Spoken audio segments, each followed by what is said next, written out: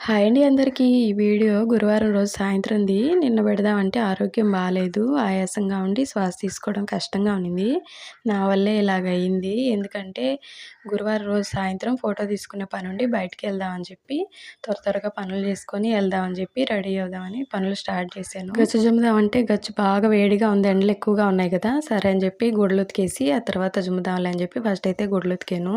మా గొంతులో కరెంటు స్తంభాలు పెట్టారు. దానివల్ల కరెంటు పోయింది. నీళ్ళ పైప్ లైన్ కూడా పగిలిపోయింది. అందువల్ల నీళ్ళు రాలేదు. సరే అని చెప్పేసి గచ్చు చిమ్మేసి ముగ్గేసేసి దోసపిండికి బియ్యం నానబెట్టేసి రెడీ అయ్యి వెళ్ళిపోయాను. మళ్ళీ వచ్చిన తర్వాత అంట్లు తోముకుందాం అని చెప్పేసి ఫోటోకి వెళ్ళి వచ్చేసిన తర్వాత చాలాసేపు నీళ్ళు రాలేదు. పొద్దుపోయి అయితే నీళ్ళు వచ్చాయి. అవి కూడా సన్నగా వస్తున్నాయి. అన్నిటికి పట్టేసి ఆ తర్వాత గుడ్లోకి పెట్టినాను కదా, వాటిని గుంజేసేసి అంట్లు అయి తోమేసుకొని పిల్లలకి అన్నం వండేసి మినపప్పు పచ్చడి చేశాను. మిక్సీకి వేద్దామంటే మిక్సీ పని చేయలేదు. అందుకని చెప్పి దంచేసి కోడిగుడ్డు పొరుడు చేశాను. పిల్లలకి పెట్టి నేను తినేటప్పటికి 11:30 అయిపోయింది. ఎలాగా లేట్ అయింది కదా అని చెప్పేసి దోసపిండి కూడా వేసుకొచ్చేసాను. 12 గంటలప్పుడు వేసాను దోసపిండి. వేసేసి పడుకునేటప్పటికి ఇంకా 12:30 అయిపోయింది.